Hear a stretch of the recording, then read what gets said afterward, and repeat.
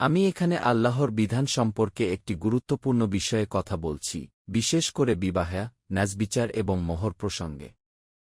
আমি বলছি, যে কোনো কিছু যা পরিমাপ করা যায় বা গণনা করা যায়, সেই ক্ষেত্রে পূর্ণ সমতা বজায় রাখা অপরিহার্য। সময়, অর্থ, পোশাক, বাসস্থান, ভরণ-পোষণ, এমনকি আচরণগত দিক থেকেও, যা কিছু মানুষের নিয়ন্ত্রণাধীন এবং যা বণ্টনযোগ্য, সেগুলোর ক্ষেত্রে সম্পূর্ণ সমতা থাকা চাই। যদি কারও একাধিক স্ত্রী থাকে, তবে প্রত্যেকের জন্য সমান সময় নির্ধারণ করা।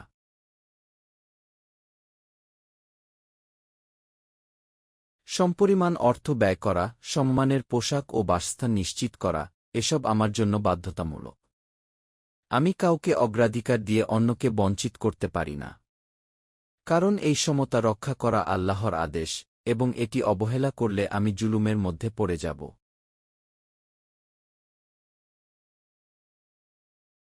আমি আরও বলছি, স্ত্রীরা আলাদা মর্যাদাসম্পন্ন। কুরআনে উল্লেখ আছে যে, তোমাদের ডান হাত যার মালিক হয়েছে, অর্থাৎ দাসী, তারা স্ত্রীর গণনা অন্তর্ভুক্ত নয়। স্ত্রী একটি স্বতন্ত্র সম্পর্ক, তাদের অধিকার নির্দিষ্ট ও সুস্পষ্ট। তাদের অধিকার অবহেলা করা বা গুলিয়ে ফেলা কোনোভাবেই বৈধ নয়। এরপর আল্লাহ বলেন,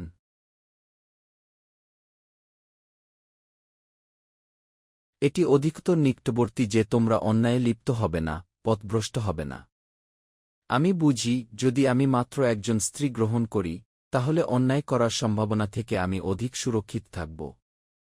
কিয়ামতের দিন আমাকে কারও অধিকারের জবাবদিহি করতে হবে না। তাই একজন স্ত্রী গ্রহণ করা নিরাপদ, অধিকতর সতর্কতার পথ। এটি এক ধরনের প্রেরণা, যাতে আমি জুলুম থেকে বাঁচতে পারি।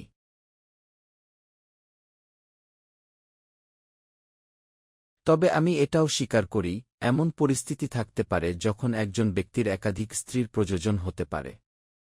ইসলাম আমাকে 4 জন পর্যন্ত স্ত্রীর অনুমতি দিয়েছে। কিন্তু শর্ত একটাই, আমি যেন পূর্ণ ন্যায়বিচার করি। 4 জনের বেশি কখনোই নয়, এবং 4 জনের ক্ষেত্রেও ন্যায়বিচার শর্তসাপেক্ষ। যদি আমি ন্যায়বিচার করতে না পারি, তাহলে একজনই যথেষ্ট।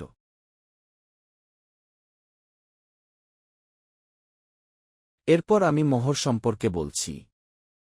আল্লাহ তাআলা নির্দেশ দেন যে, নারীদের তাদের মোহর, তাদের বৈবাহিক উপহার, সাদাকাত প্রদান করো স্বতঃস্ফূর্তভাবে ও সন্তুষ্টচিত্তে। আমি যেন এটাকে জরিমানা বা শাস্তি মনে না করি। এটি কোনো ফাইন নয়, এটি আমার পক্ষ থেকে আমার হবু স্ত্রীর জন্য সম্মানসূচক উপহার। সাদাকাত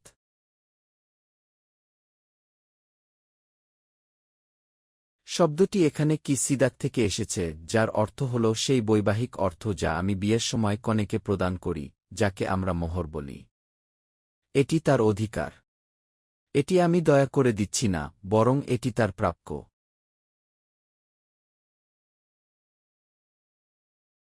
এখানে একটি গুরুত্বপূর্ণ ভাষাগত পার্থক্য আছে। সাদাকাহ অর্থ দান বা দয়া, যার বহুবচনকে সাদাকাত গি। আর সিদাক অর্থ মোহর, যার বহুবচনও সাদুকাত বা সাদাকাত হতে পারে। উচ্চারণে মিল থাকলেও অর্থ ভিন্ন। তাই আমি যেন এই দুটি গুলিয়ে না ফেলি। মোহর হচ্ছে বৈবাহিক অধিকার, আর সাদাকাহ হচ্ছে সাধারণ দান।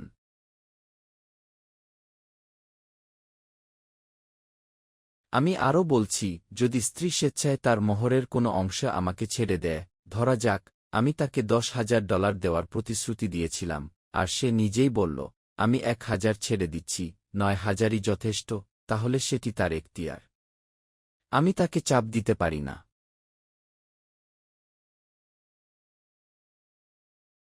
কিন্তু যদি সে নিজের ইচ্ছায় ছাড় দেয়, তাহলে আমি তা গ্রহণ করতে পারি। আল্লাহ বলেন, তখন তোমরা তা আনন্দের সাথে গ্রহণ করতে পারো, তা তোমাদের জন্য হালাল ও কল্যাণকর হবে। এতে কোনো গুনাহ নেই, যদি তা সম্পূর্ণ স্বেচ্ছায় হয়।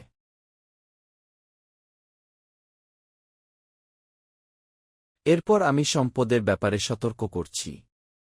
তোমরা তোমাদের সম্পদ বোকা বা অপ্রাপ্তবয়স্ক, দুর্বল বুদ্ধিসম্পন্ন মানুষের হাতে তুলে দিও না। সুফাহা বলতে সেই সব মানুষকে বোঝায় যারা আর্থিক বিচক্ষণতা রাখে না, যারা সম্পদের সঠিক ব্যবহার জানে না। হতে পারে কোনো এতিম সন্তান আছে।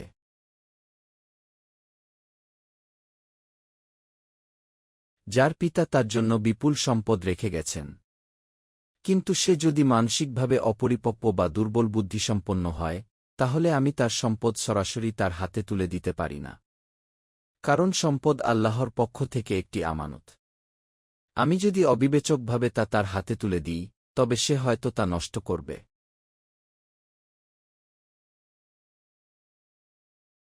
সুতরাং আমি বুঝি, বিবাহের ক্ষেত্রে ন্যায়বিচার অপরিহার্য, মোহর প্রদান একটি সম্মানজনক দায়িত্ব, স্ত্রীর অধিকার স্বতন্ত্র ও সুরক্ষিত, এবং সম্পদ ব্যবস্থাপনায় প্রজ্ঞা অপরিহার্য।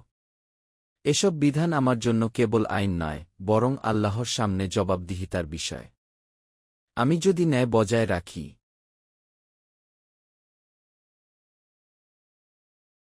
তাহলে আমি সঠিক পথে থাকব। আর যদি অবিচার করি, তাহলে কিয়ামতের দিনে আমাকে তার কঠিন হিসাব দিতে হবে। তাই আমি সতর্ক থাকি, সুবিচার করি, এবং আল্লাহর নির্দেশ অনুযায়ী জীবন পরিচালনার চেষ্টা করি। এখন আমি বলছি, যদি আমি সেই সম্পদ এমন একজন মানুষের হাতে তুলে দিই, যে বুদ্ধিভিত্তিকভাবে পরিপক্ব নয়, যার মধ্যে প্রয়োজনীয় প্রজ্ঞা, দূরদর্শিতা, পরিণত চিন্তাশক্তি ও সঠিক বিচারবোধ নেই, তাহলে সে অবশ্যই সেই সম্পদ নষ্ট করে ফেলবে। কারণ সম্পদ রক্ষা ও সুষ্ঠু ব্যবস্থাপনার জন্য যে বোধশক্তি দরকার, তা তার মধ্যে অনুপস্থিত। তাই আমি নিজেকে সতর্ক করছি, যেন আমি এমন ব্যক্তির হাতে সম্পদ অর্পণ না করি, যে তা সংরক্ষণ করার যোগ্য নয়। সম্পদ কেবল ব্যক্তিগত ভোগের বস্তু নয়, এটি একটি আমানত, একটি দায়িত্ব।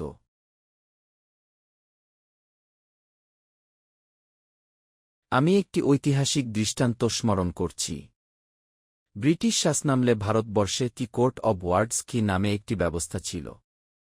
যখন কোনো অপ্রাপ্তবয়স্ক ব্যক্তি বিপুল সম্পত্তির উত্তরাধিকারী হতো, তখন সেই সম্পত্তি তার ইচ্ছামতো ব্যবহারের জন্য ছেড়ে দেওয়া হতো না। সরকার সেই সম্পত্তির তত্ত্বাবধান করত।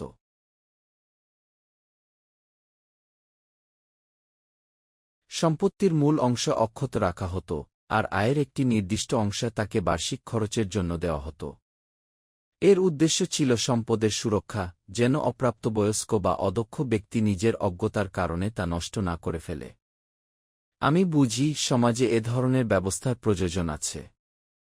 কারণ সমাজে এমন মানুষ থাকতে পারে যারা নিজের ভালো মন্দ বোঝে না, যাদের বিচারবোধ পরিপক্ব নয়।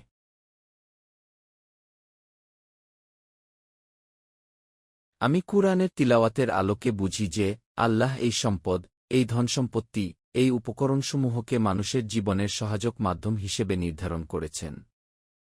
এগুলো মানুষের জীবনধারণ, স্থিতিশীলতা ও সামাজিক কাঠামো রক্ষার উপায়।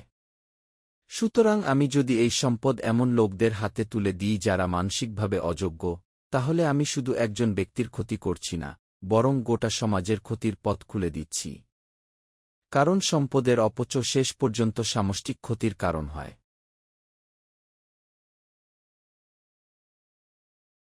তবে আমি এটাও জানি, যাদের হাতে সরাসরি সম্পদ দেওয়া যাবে না, তাদের প্রতি কঠোর হওয়া যাবে না। আমি তাদের সেই সম্পদের আয় থেকে খাদ্য দেব, পোশাক দেব, প্রয়োজনীয় ব্যয় নির্বাহ করব। আমি তাদের সঙ্গে কোমল ভাষায় কথা বলব। যদিও তারা মানসিকভাবে দুর্বল, তবুও তারা মানুষ, তাদের সম্মান আছে। আমি তাদের সঙ্গে রুট আচরণ করতে পারি না। বরং আমাকে সহানুভূতিশীল হতে হবে, মমতাপূর্ণ হতে হবে। সম্পদের অভিভাবক হওয়া মানে কর্তৃত্ব ফলানো নয়, বরং দায়িত্বশীল তত্ত্বাবধায়ক হওয়া।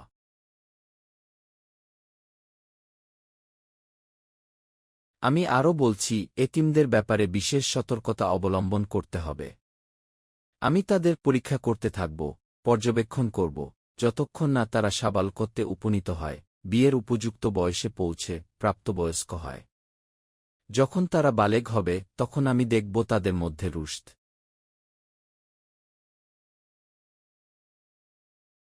এসেছে কি না, অর্থাৎ তারা কি প্রজ্ঞাবান হয়েছে, তারা কি নিজের ভালো মন্দ বুঝতে সক্ষম, তারা কি আর্থিক বিষয়ে সঠিক সিদ্ধান্ত নিতে পারে।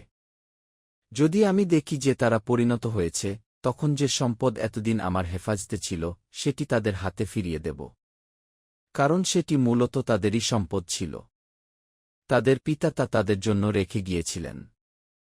আমি কেবল অভিভাবক ছিলাম, মালিক নয়।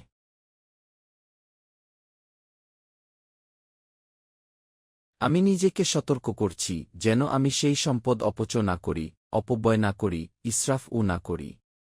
আমি যেন তাড়াহুড়ো করে তা খেয়ে না ফেলি এই ভয়ে যে তারা শীঘ্রই প্রাপ্তবয়স্ক হয়ে যাবে এবং তখন আমাকে হিসাব দিতে হবে। এমন প্রবণতা সমাজে ছিল, যেখানে অভিভাবকরা এতিমের সম্পদ ভোগ করে ফেলত, যেন তারা বড় হওয়ার আগেই সব শেষ হয়ে যায়। আমি বুঝি এটি ছিল একটি সামাজিক ব্যাধি, একটি অনৈতিক প্রবণতা।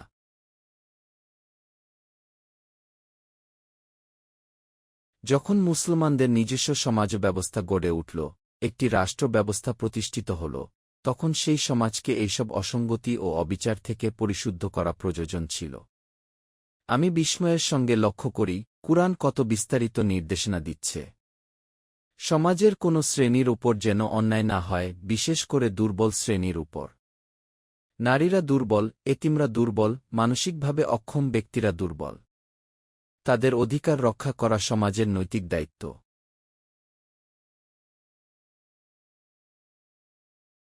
আমি তাই উপলব্ধি করি, এই বিধানগুলো কেবল আইনি কাঠামো নয়, এগুলো নৈতিক সংস্কার কর্মসূচি। আমি যদি সম্পদের সঠিক ব্যবস্থাপনা করি, দুর্বলদের অধিকার সংরক্ষণ করি, এতিমদের সম্পদ সুরক্ষিত রাখি এবং প্রাপ্তবয়স্ক হলে তা যথাযথভাবে ফিরিয়ে দিই, তাহলে আমি ন্যায়ের পথে আছি। আর যদি আমি তাদের সম্পদ ভোগ করি, অপচয় করি বা অন্যায় করি, তাহলে তা শুধু ব্যক্তিগত গুনাহ নয়, সামাজিক অপরাধও বটে।